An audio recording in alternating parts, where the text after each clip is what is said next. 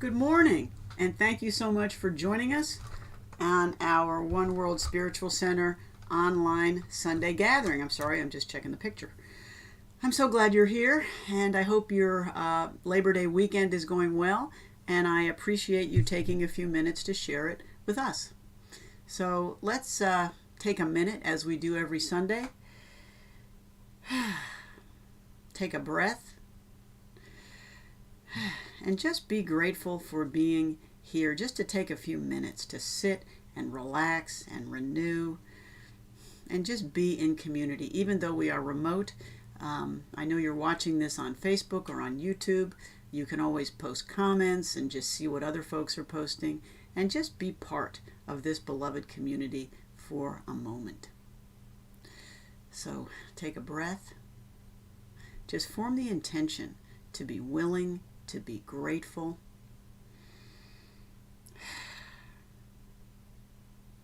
Just to be here in this present moment, away from all the busyness and all the rushing and all the stuff. Just take a minute to be right here. Feel that willingness rise, feel that gratitude rise for this beautiful, irreplaceable moment. So I'd like to open our gathering today. I have a lovely prayer from the Celtic tradition for the morning, for starting our day, for praying that God's love be with us and remain with us. So I invite you to listen. This morning, as I kindle the fire on my hearth, I pray that the flame of God's love may burn in my heart and in the hearts of all I meet today. I pray that no envy or malice, no hatred or fear may smother the flame. I pray that indifference and apathy, contempt and pride may not pour like cold water on the fire. Instead, may the spark of God's love light the love in my heart, that it may burn brightly through the day. And may I warm those who are lonely, whose hearts are cold and lifeless, so that all may know the comfort of love. Blessed be. I just love that prayer. May the spark of God's love light the love in my heart. It just reminds us what the source is of the love in our own hearts. So my talk today is on healing. We've been talking about that a bit.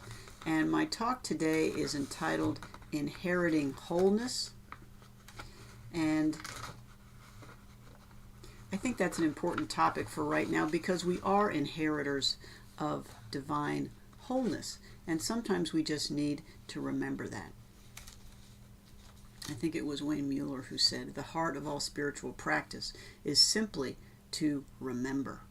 And this is one of the things that it helps us remember.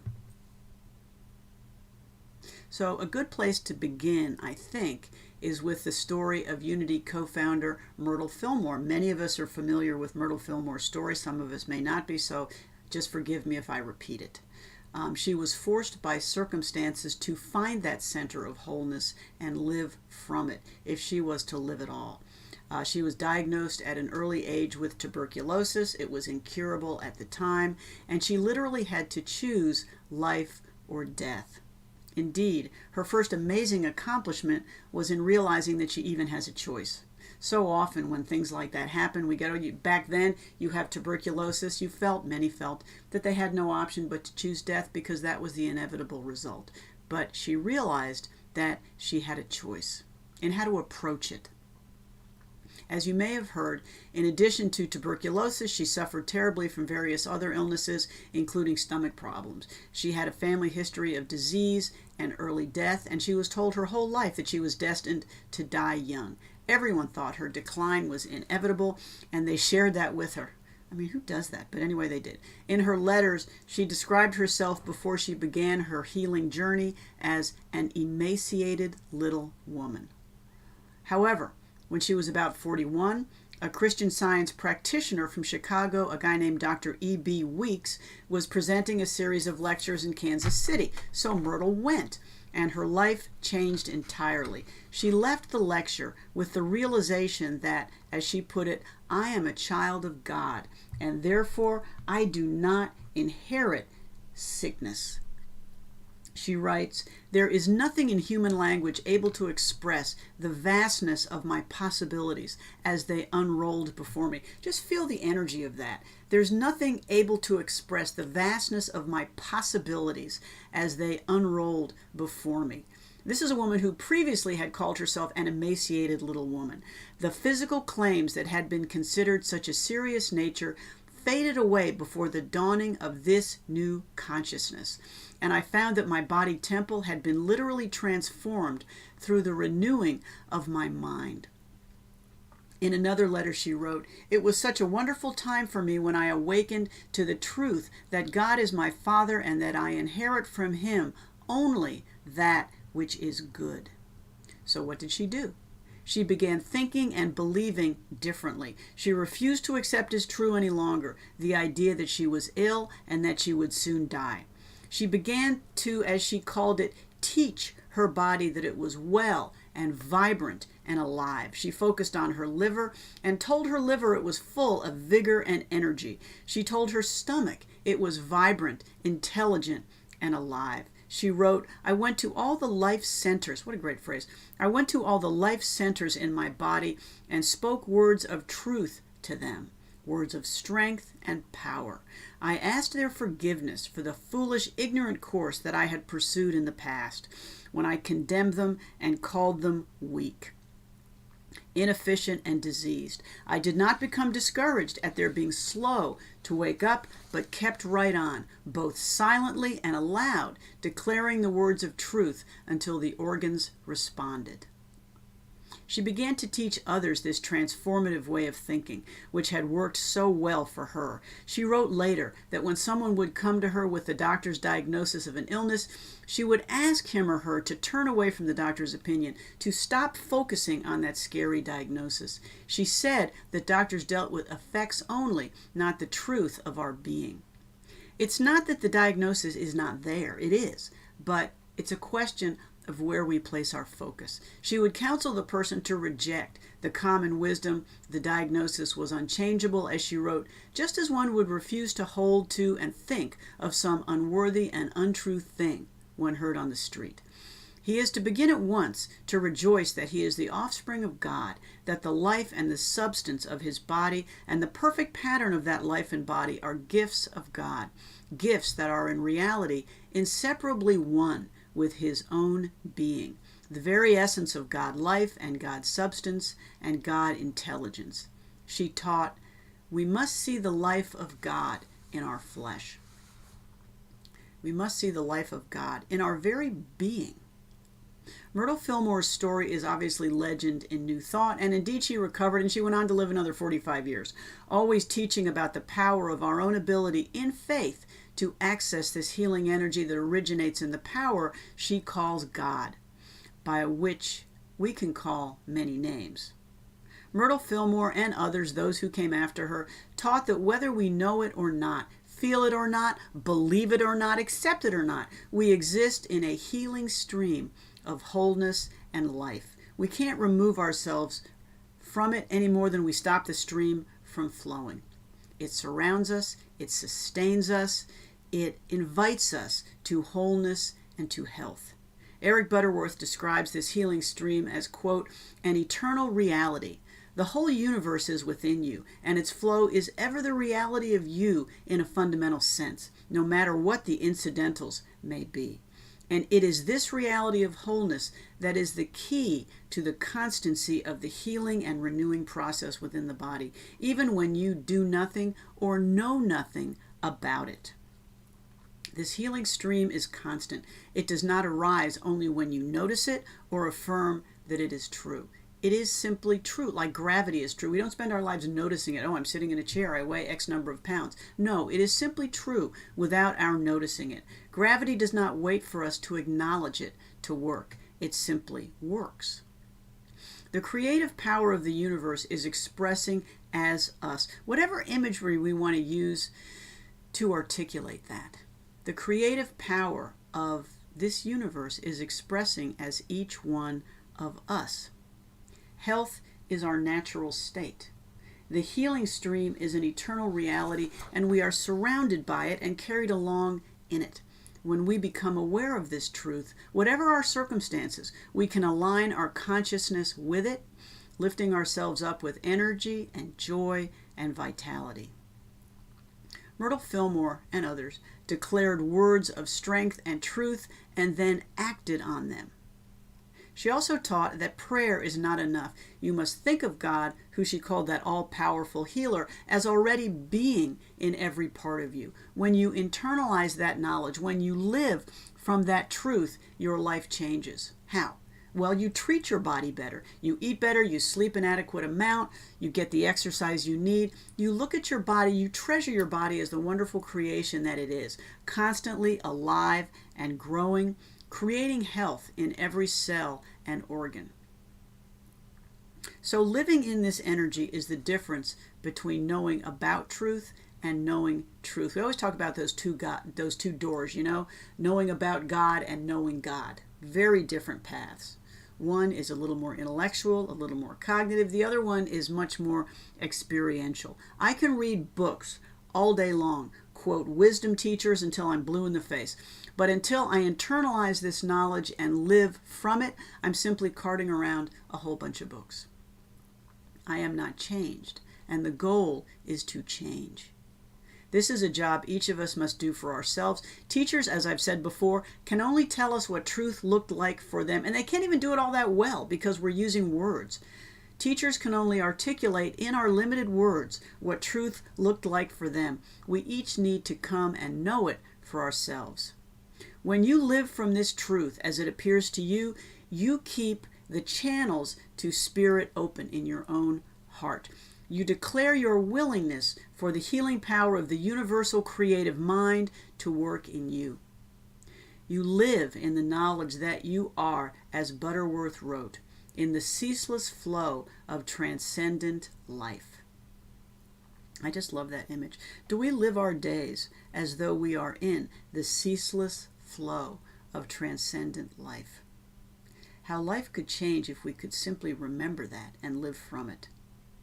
You simply say yes to the gift that is always being offered to you. So, like any inheritance, it is a gift freely given for us to do with as we wish.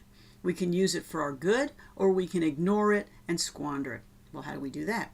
We focus on fear, on lack, on limitation, on judgment, on failure. These are ways we fail to value our inheritance of good. So how do we take this inheritance and use it to our good? We celebrate the gift, regardless of the circumstances surrounding us. We do not focus on illness, but we keep our sights on wholeness. We move toward health in consciousness, and we do not waste our time resisting illness. As I've heard it said, we are pulled by vision rather than pushed by pain.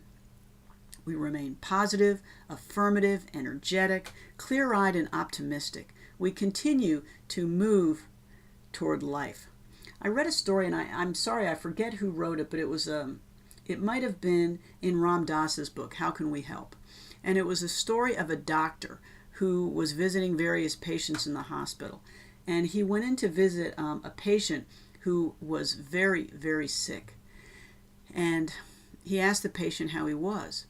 And the patient said, there are so many nice and wonderful people in this hospital. They treat me kindly. They come in and they see how I am. They take care of everything that's going on with me. He says, but what I miss is that nobody sees me as whole. I mean, what an insight. Here this guy was, sick. You walk into his room and your first instinct perhaps is not to see him as whole, but he saw himself as whole.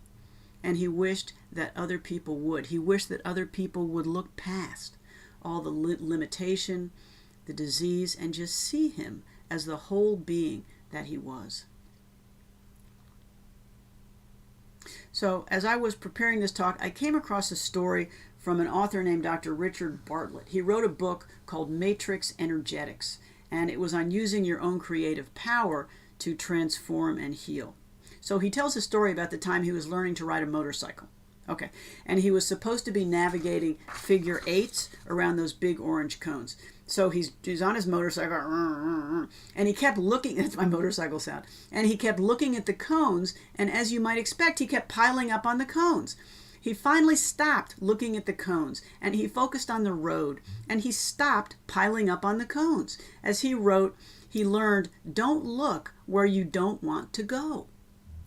He wanted to go down the road, and that's where he learned to look. Think about this in your own life. How often do you focus on what you want to avoid instead of bringing into your consciousness where you want to be? When we are faced with a serious diagnosis or undergo a life event that turns us upside down, this is a difficult principle to follow. It's a very difficult principle for me to follow. It's not, you have those moments where life just smacks you upside the head, and it's hard not to focus on that, and maybe for a period of time you need to.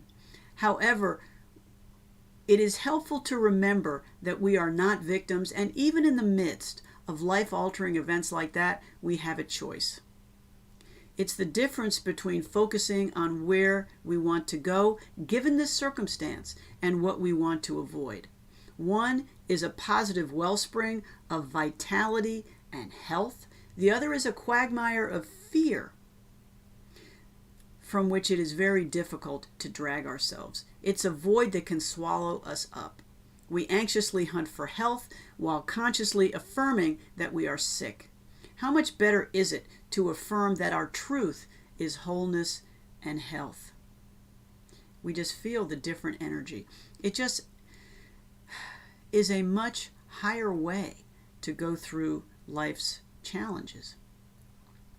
My life is much improved when I do manage to apply these principles, and so I believe them to be true. However, I have also seen circumstances in which I have seen them kind of mispracticed. We must fight the urge to turn them into intractable dogma and tests, complete with judgments and instructions. It's not a contest in which we need to measure up and we pass or we fail. If we contracted disease and do not recover, it doesn't mean we did anything wrong or that we failed to remain in the flow of universal love and power. We all die. We all get sick and decline if we are lucky enough to live that long. I've heard it said, he didn't die because he was sick. He died because he was born. That is the path that we are all on. And we've all seen instances of people who are loving, authentic, connected, giving, suffer illnesses from which they don't recover. We've all seen young people die. I don't think that these teachers were focusing on physical cures or health, even though for me, when I read some of these passages, that's really what it sounds like. For example, in Healing Letters, Myrtle Fillmore wrote, "We know very well that God would not create a person with imperfections and shortcomings and disease." Well, that one kind of brought me up short because all we need to do is look around and we see imperfections and shortcomings and disease. I'm sure she saw them as well, so let's dig a little deeper. What was she saying? I think she was saying that wholeness is something else. In a later letter, she wrote, "After all, it is not the physical and mental relief that means most to the persons receiving treatment, and we are not so much concerned with the results as we are with the growth in consciousness that will make the results abiding." She's speaking of this growth in consciousness, a change in our emphasis and focus to our eternal connection with spirit, even when we become ill, decline, and die. She actually treated death very lightly as the next phase. She wrote, "You will learn that those who go through the change called death are passing through a transition, the soul giving up the body temple, which for some reason or other it can no longer express through or bring into health. Your dear one has not gone away. He is abiding in the heart of the Father. And you have learned that the Father is omnipresent. So all his children are just where their consciousness draws and holds them, whether they are functioning in the physical or have temporarily laid aside the flesh body." Emily Cady wrote in Lessons in Truth that wholeness is the fundamental and ultimate reality of each person's being. It's a truth that doesn't change. And whatever our physical circumstances, our life circumstances, we can live in that truth. Living from a consciousness of wholeness doesn't mean achieving physical perfection, which I regard as massively good news, or even lifelong physical health. Wholeness is living our connection to God throughout all the circumstances of our lives. Let me say that again, because I think that's an important point. Wholeness is living our connection to God throughout all the circumstances of our lives. We are beings in physical bodies that age and decline, and if we didn't, life on earth would be intolerable and unsustainable. We are in the biological mix, along with all other life forms on the planet. We may be smarter, one wonders, and better dressed, but biologically, we are subject to the same vagaries of life: cell formation, mutation, age, decline, and death. We are meant to be born, live for a time, and move on, so that those who come next can enjoy the same planet we do, eat the food, breathe the air, drink the water. But that doesn't mean that we cannot remain in a consciousness of love, connection, and gratitude. It doesn't mean we cannot remain in the flow of wholeness and joy. We are grateful for all of it. The wonderful, often messy and confusing and painful ride and joyful ride that is this world and our lives. Regardless of the particulars of our lives, we remain in Spirit's healing stream of love and strength, and we live fuller and more joyous lives when we are aware of this truth. When, as Wayne Mueller puts it, we simply remember. What I would hope is that we use these teachings to enliven and encourage us, not judge us for falling short. We take so many opportunities to judge ourselves for falling short. I accept that I cannot see over each horizon and answer each question. Easy answers are not always right answers, no matter how much we want to hear them. However, accepting that we are all in the flow of Spirit enables me to walk toward those horizons with courage and hope, no matter what they hold. I don't know what they hold. I cannot see how my story runs or yours. Accepting the joy of living in the healing stream of universal energy doesn't mean we are free from sickness or aging. We're not. It does mean that wherever the stream takes us, it's a place we were meant to go, bringing us to greater awareness and ultimately bringing us home and to new life. So even though these principles are challenging, we step into them with faith and hope and joy. So, thank you. Not always easy, but certainly worth trying. So now is our opportunity, as I shift my papers here, now is our opportunity to come together in prayer just for a few moments.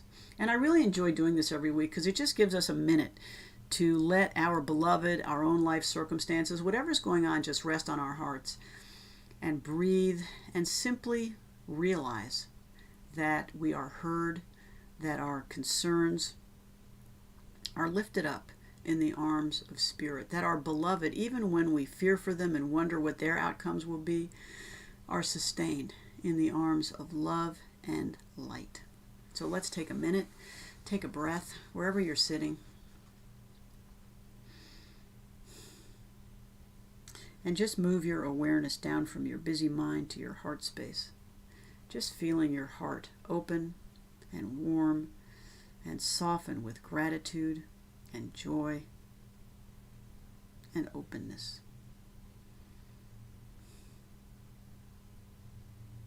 Mother, Father, God, we give thanks for this opportunity, for the joy and the life and the health and the opportunity which surrounds us at every moment. May we see it. May we walk in wholeness and health and joy and grace, knowing that with every step we walk on holy ground. May wholeness be the truth of our understanding, as well as of our being, which it is. We are willing and we are grateful. And so it is. And together we say, Amen. So let's take a minute and just hold in our awareness, our beloved, ourselves, circumstances coming up, concerns we have, and also gratitudes and joys that we have. I have a particular gratitude. I have a family member who had some very scary health news, and we realized it's not quite as scary as it was. So that is a blessing. He still faces challenges and healing, but the news is good. And so I am going to sit in gratitude for that. Whatever is going on in your life, in the lives of your beloved, in the concerns about our world that you bring forward, let's just sit for a few moments and let them rest on our awareness, knowing that they are heard and that healing is happening.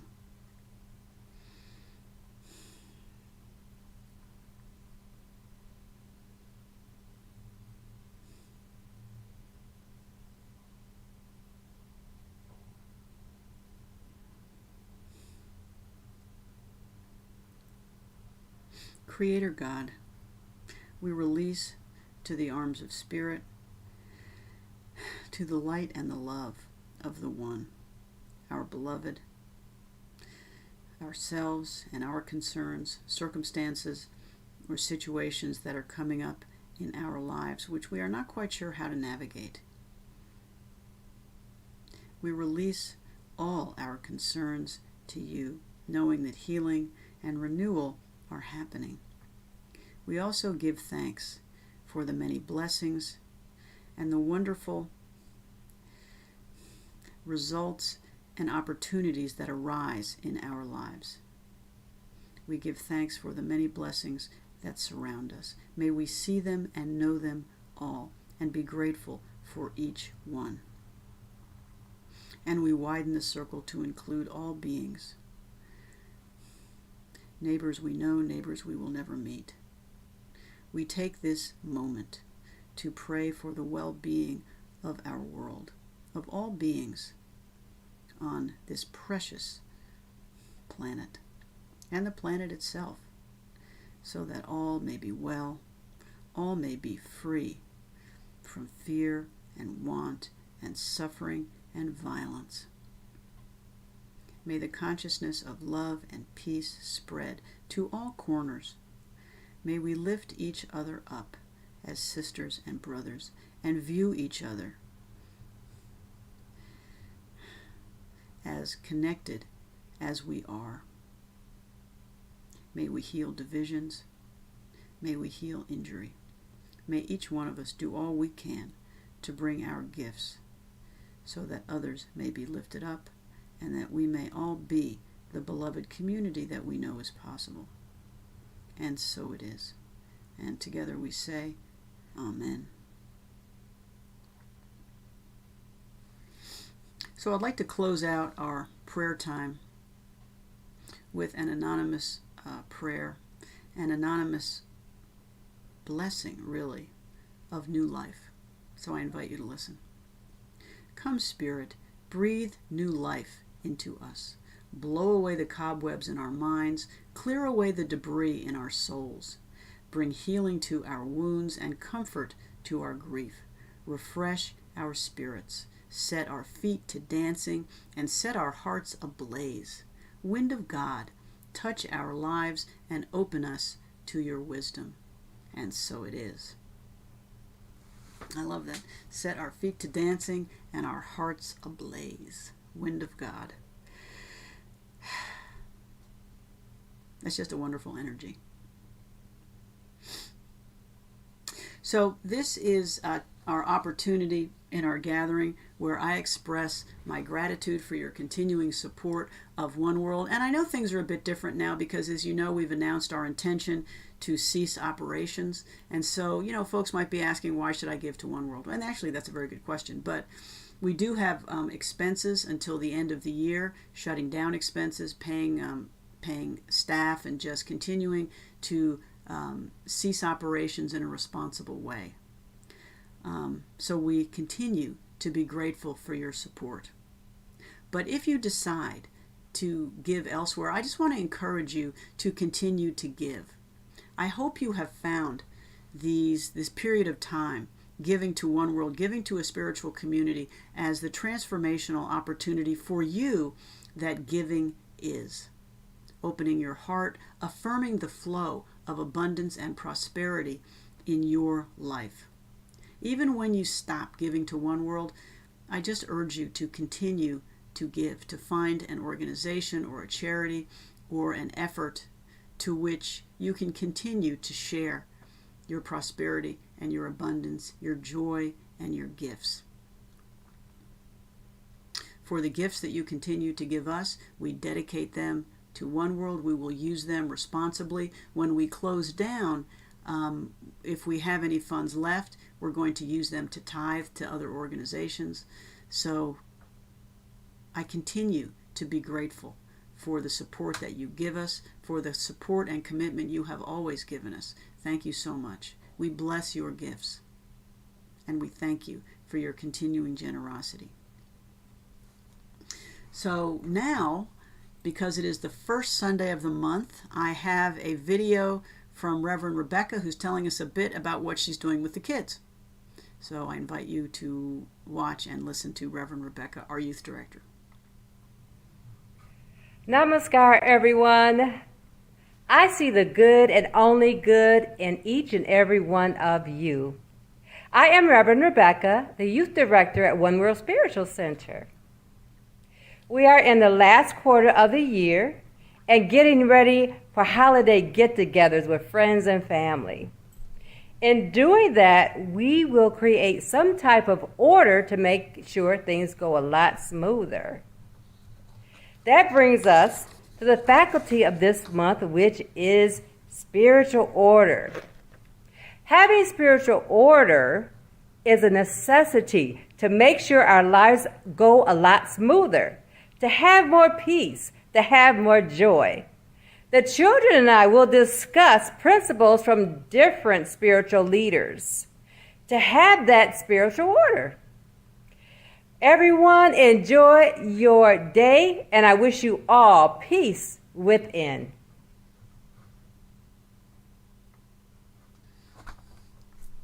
Many thanks to Reverend Rebecca and to our kids who participate in the youth program. She is a blessing, and they are as well. So next week is going to be online. We are continuing, as we said last week, we are continuing our services online.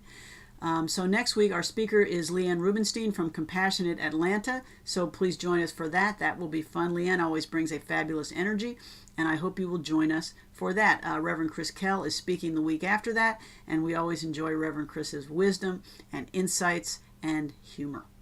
So in closing, I'd like to thank you for joining us, and I'd like to share with you an excerpt from Psalm 40, and it's articulated by Stephen Mitchell. So what some of these wonderful folks do, Stephen Mitchell is one, Nan Merrill is another, is they take the traditional Hebrew scriptures, the Psalms, and they reinterpret them in light of their own hearts, and it's beautiful. The original Psalms are beautiful in and of themselves, but these rearticulations are as well. So I invite you to listen to this excerpt from Psalm 40, rendered by Stephen Mitchell. Hold us in your embrace, Lord. Make us transparent in your light. Grant us awareness. Keep our gratitude fresh each day. Let our song give blessing and insight to those who can't see for themselves. And let your compassion always shine forth from the depths of our hearts. What a wonderful energy to go forward. So listen, have a fabulous week. Have a blessed week. We will see you next Sunday. Also, I forgot one announcement. We are going to be having community circles on Wednesday. More details to come. I'm sorry, I should have said that earlier. So if you are interested in joining us for Wednesday, please do. It's on the Zoom link that we use. If you need that link, please email us at info@oneworldspiritualcenter.net. Again, thank you so much for being here. Many blessings. Have a fabulous week. We are now concluded. Please join us on Zoom if you have a minute right now for some fellowship. Thank you.